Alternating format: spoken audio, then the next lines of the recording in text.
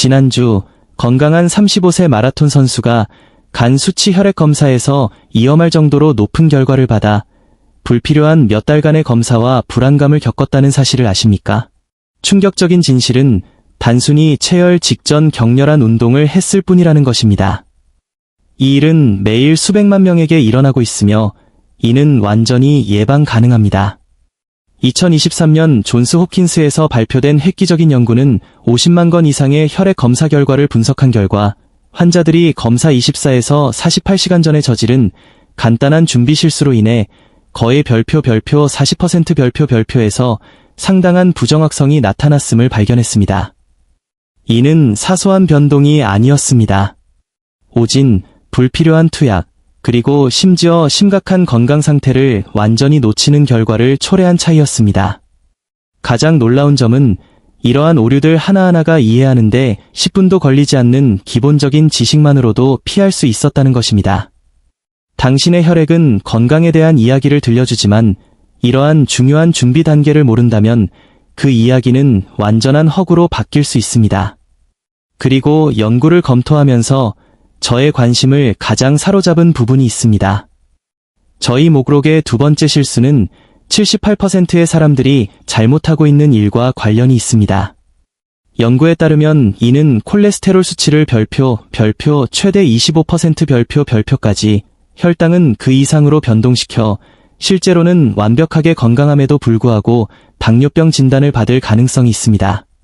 본격적으로 알아보기 전에 댓글로 여러분의 나이와 시청 위치를 알려주십시오. 저희는 모든 댓글을 읽고 답변해드립니다. 지금 바로 댓글을 남겨주세요. 이제 지체 없이 시작하겠습니다. 이 실수는 별표 모든 혈액 검사 결과에 약 15% 별표에 영향을 미치는 것으로 2022년 임상화학 저널, 클리니컬 케미스트리 저널에 발표된 분석에 따른 것입니다. 하지만 이에 대해 이야기하는 사람은 거의 없습니다. 많은 일반 의약품 및 보충제가 실제 건강 상태와 전혀 무관하게 혈액 검사 결과를 극적으로 변화시킬 수 있습니다. 수백만 명이 매일 복용하는 인기 있는 모발 및 손톱 보충제인 비오틴을 예로 들어보겠습니다. 메이어 클리닉의 연구에 따르면 비오틴은 갑상선 호르몬, 비타민 D, 심지어 심장마비 진단에 사용되는 심장 마커를 포함하여 40가지 이상의 혈액 검사에서 거짓으로 높거나 거짓으로 낮은 결과를 유발할 수 있습니다. 한 사례 연구에서는 단순히 머리카락 때문에 매일 10mg의 비오틴을 복용했던 한 여성이 실제로는 가지고 있지 않은 심각한 갑상선 질환 치료를 받을 뻔한 사례를 기록했습니다. 이러한 간섭은 비오틴이 실제 실험실 검사 과정에서 사용되기 때문에 발생합니다. 혈액에 비오틴이 과도하게 있으면 검사 메커니즘을 교란시킵니다. 해결책은 간단하지만 계획이 필요합니다. 모든 혈액 검사 최소 72시간 전에는 비오틴 보충제 복용을 중단하십시오. 포도당 및 콜레스테롤 검사를 방해할 수 있는 비타민 C와 같은 다른 보충제의 경우 보통 24시간 전에 중단하는 것으로 충분합니다. 처방약은 의사와 상의 없이 절대로 중단해서는 안 되므로 더 까다롭습니다. 그러나 혈액 검사를 지시하기 전에 복용 중인 모든 약물과 보충제에 대해 의사에게 반드시 알려야 합니다. 의사는 복용 중인 약물에 따라 검사 시점을 조정하거나 결과를 다르게 해석해야 할 수도 있습니다. 두통약으로 복용하는 아스피린과 같이 아주 무해해 보이는 것도 복용 후 최대 일주일 동안 혈소판 기능 검사에 영향을 미칠 수 있습니다. 핵심은 가끔 복용하는 일반 의약품을 포함하여 복용하는 모든 것을 완벽하게 목록화하고 검사를 예약하기 전에 담당 의료 제공자와 상의하는 것입니다. 이제 건강을 의식하는 사람들도 방심하게 만드는 실수에 대해 이야기해 보겠습니다. 우리 몸은 혈액 검사에서 측정되는 거의 모든 물질에 영향을 미치는 24시간 생체 시계에 따라 작동합니다.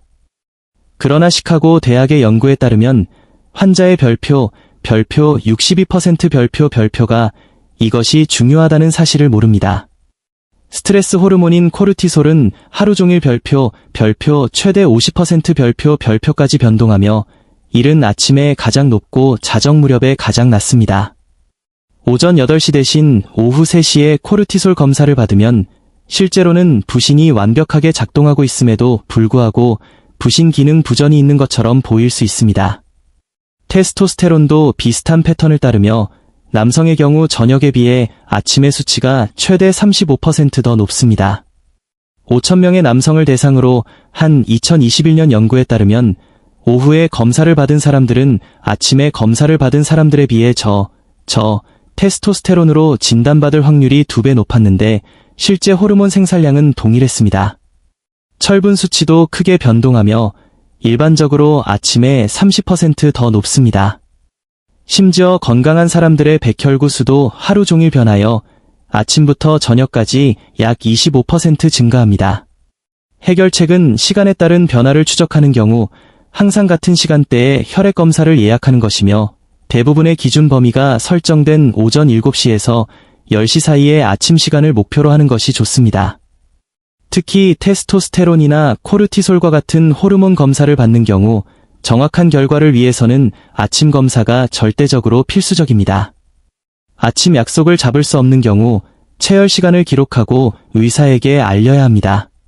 그러면 의사가 결과를 다르게 해석해야 할 수도 있습니다. 일부 진보적인 검사실에서는 이제 채취 시간을 기반으로 기준 범위를 조정하기 시작했지만 아직 보편적이지 않으므로 시간 조절 책임은 여러분에게 있습니다.